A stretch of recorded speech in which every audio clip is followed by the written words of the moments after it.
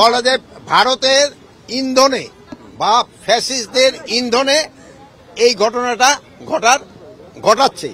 তা আমরা এটা যেন ঘটাতে না পারে এই জন্য আমরা আমাদের সর্বাত্মক ব্যবস্থা নিচ্ছি এবং আমাদের যে উপদেষ্টা মানে প্রদীপ ভাই পার্বত্য চট্টগ্রামের যে উপদেষ্টা উনি ওই জায়গায় আছেন, উনি এই জিনিসটাও দেখতেছেন, উনি আইন শৃঙ্খলা বাহিনী এবং লোকাল লিডারদের সাথে কথা বলছেন। এখন পরিস্থিতি মোটামুটি সন্তোষজনক অবস্থায় আছে। তা আপনারা জানেন কিছু সন্ত্রাসী পাহাড়ের উপরে থেকে তারা ফায়ার করছে এবং এই হাতিয়ারগুলি অনেক সময় বাইরে থেকে আসছে, যেটা আপনি ভাই বললেন।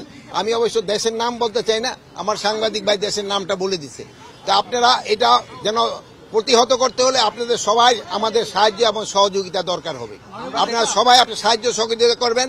আরেকটা জিনিস হলো আপনারা সবচেয়ে বলবেন যে গতকাল থেকে কিন্তু আমাদের একটা বড় ধর্মীয় উৎসব শুরু হয়ে গেছে।